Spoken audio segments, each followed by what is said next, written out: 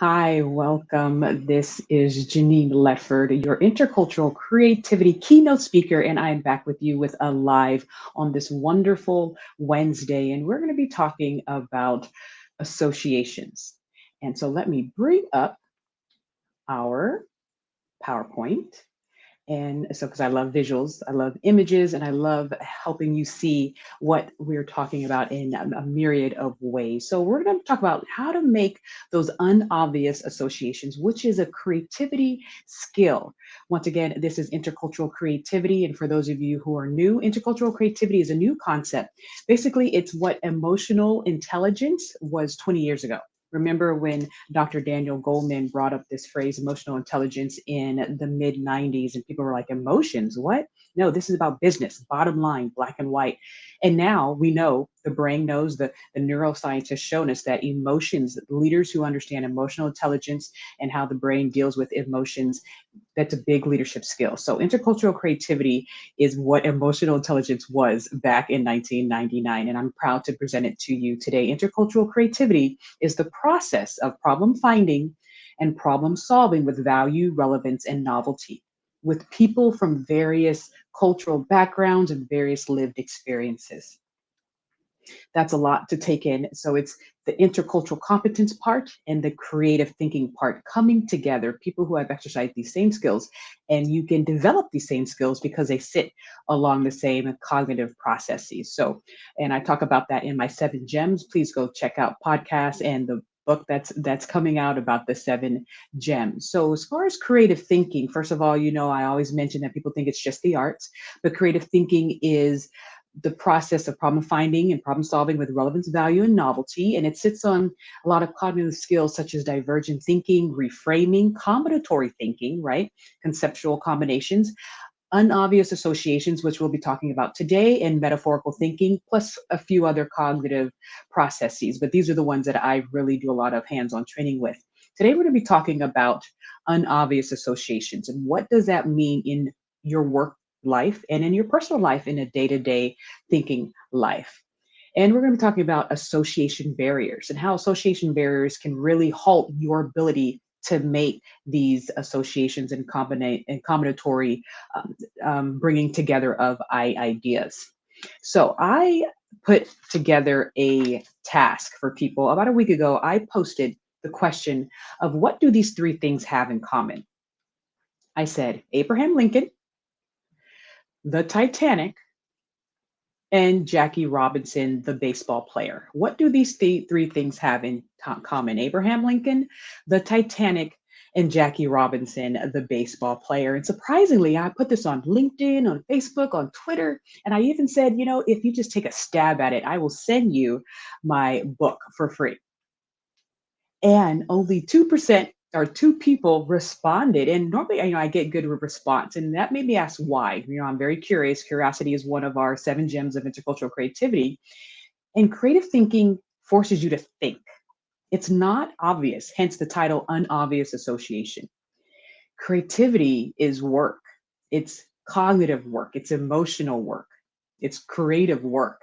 It's not like you're putting cogs in a machine for 8 hours a day. It's difficult for people to come up with creative ideas. It takes a lot of energy. And so maybe that's why I didn't have a lot of response. But I did have 2 responses, and I want to share them with you today, and then share with you my own interpretations, and then go into the cognitive foundational structures of what unobvious association can do and what's going on in the brain. And so the research shows that about 2% of the adult population holds on to their creative thinking abilities from childhood. 98% of children exercise it within this research study, and all the way till 30, about 2% exercise their genius level of creative thinking ability. And that's probably why I only had 2 people. They're like the representatives of this. Thank you, Scott Mason, and thank you, Gregory, for giving me your thoughts. Gregory said they all have a feature film about them in their remembrance, about their life and about their story. That was a through line that he saw, and that was a great one because I didn't even think of that.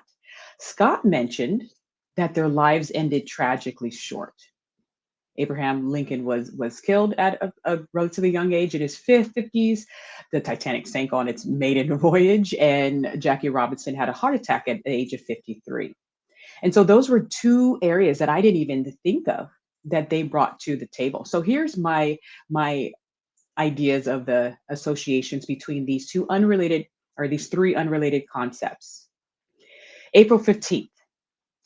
Abraham Lincoln was assassinated on April 15th, 1865.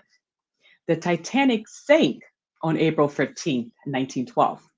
And Jackie Robinson broke the color line and entered the Dodgers on April 15th, 1947. And so for me to give you this information, I had to know a little bit about the factual knowledge behind these three characters. Now, for those of you who know my backstory, Abraham Lincoln is my president. I know everything about him. I've been to his burial, his childhood home, his law office. I've been everywhere he's been, where for theater, where he passed away. I've been everywhere he's been except Gettysburg Address. I haven't been to Gettysburg yet, so I have to do that soon. But I know facts about Abraham Lincoln. I also know facts about the Titanic.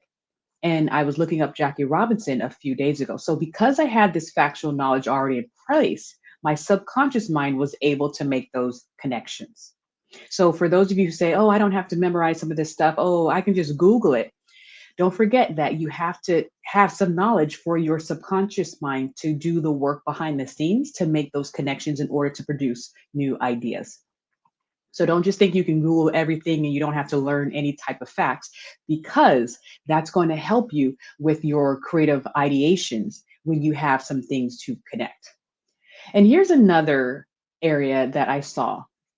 All of these concepts, these ideas, these people, these structures were groundbreaking structures. Abraham Lincoln was groundbreaking. Many revere or hold him up as the most revered president of the United States and basically an icon within the world. The Titanic, surprisingly as it was groundbreaking. For me, it was groundbreaking because it was a lesson on hubris and how to stay humble, and when you think you're all that, you could be taken down a notch. And so that was groundbreaking because they thought they built the ship that was unsinkable, and it sank, not on its third voyage, but on its very first voyage. So that rang around the world. It was a groundbreaking lesson that we all hold dear about how to be mindful of our hubris. And of course, I don't even have to say this. Jackie Robinson was groundbreaking in entering the major leagues as the first person of color to do so. And if you do some background research on him, you'll understand that he did a lot of work in civil rights. He raised a lot of awareness in different areas among these topics, and he was a great entrepreneur and businessman as well.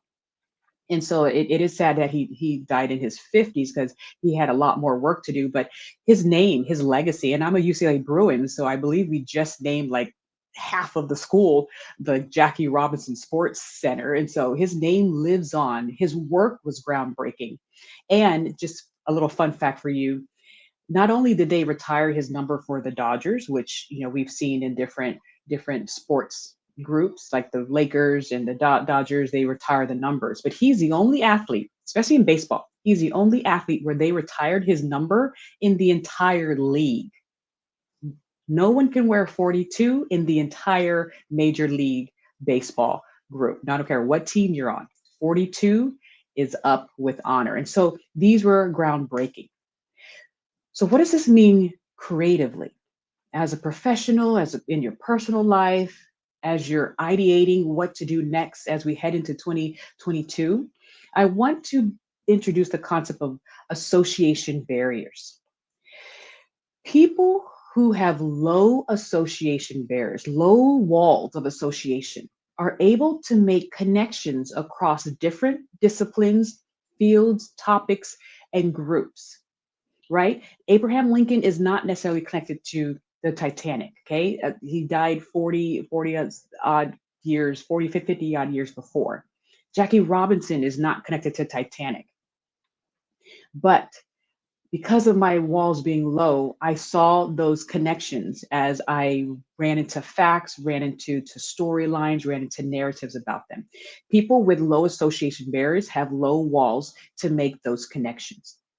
People with high association barriers, they have high walls. Everything is compartmentalized, meaning this is, if I would have said Abraham Lincoln in the Civil War, that's an easy connection. That is, you don't really have to think too hard to see how Abraham Lincoln is connected to the Civil War. If I said travel and the Titanic, that's an easy connection. You don't really have to think that hard. And so people who have high association barriers, they have a tough time making those connecting points across topics, fields, disciplines, and processes. And so, what we need to do is we need to work on breaking the walls. And what's the easiest way to do this? Do mind games like I just did on my social media platforms. When you go throughout your day, try to connect things that aren't obviously connected. It's fun to do it. It's fun to do it with your family members, with your kids, and just start talking about how you see the connections. And with my 3-year-old, sometimes he connects colors, like the color of his toys, the same color as my shirt, and he'll see that. So that's a visual connection, and then a factual connection, and then a functional connection. Wow, his drone, where is it? He has this drone. He loves this drone. And if you get his book, the I Am Creative book, you'll see the drone within the book all throughout, right? And he put 4 circles together on the floor. He said, "Oh, look, it's like my drone." So that was a visual connection that he made with this one, with this, with these 4 circles. His brain automatically said, "Hey, I'm seeing a pattern here. I'm sensing a pattern. This structure you just made reminds me of the drone you love to fly." A functional connection is the function of the drone. If he sees anything that's moving like a drone or acting like a drone or functioning like a drone, his brain will already make that pattern connection.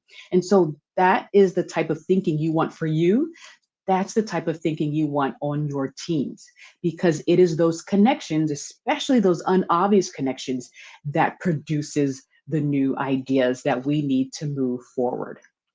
And so there's a great book out there by Franz Johansson. I have said it many times if you heard my podcast, if you see my videos, called The Medici Effect. And he says innovation is at the intersection of fields, disciplines, and cultures, because it's the area of these non-obvious concepts or ideas or people or events that are coming together, coming up against each other and creating the new, exploding into the new. That's the type of thinking that we need. And so I bet you on your interview questions, they should have questions that shows what type of walls and barriers you're dealing with in your ability to make connections across concepts. And so that is my Diamond Mentor moment for today. Don't forget, the holidays are here. We're in Hanukkah right now. My family is celebrating Hanukkah as we speak. My son is lighting the candles every night.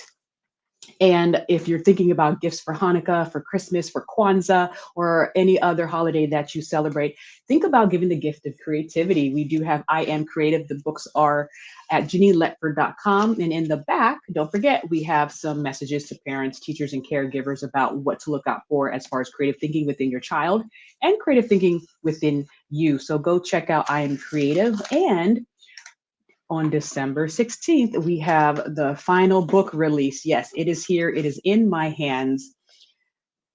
A long wait, but it was worth it. The 7 Gems of Intercultural Creativity. I am so excited to sign these for you, to get them out to you. It is the only book in the world that talks about intercultural creativity. How do I know? Because I've trademarked the name. So I'm the one who owns that title, just like emotional intelligence 25 years ago. And so intercultural creativity, it will be the topic of this new era. How do we create together and create in a unified way, not uniformity, but in a united way with our own unique lenses, experiences, and perspectives? How do we bring them to the table together to create together? I am so excited to just get this out to you. So go to JeneinLetford.com and go pre-order it. Go check it out. I'm so excited to get this to you. And if you want to do the bundle, I'll be just showing you the options to do the bundle, a book for your child, a book for you during this winter break. And I am excited, so excited to start 2022 with us being creative, us being united and us just being the best that we can be. We need your ideas, we need your courage, and we need your creativity. I will see you next time. Talk to you later. Bye bye.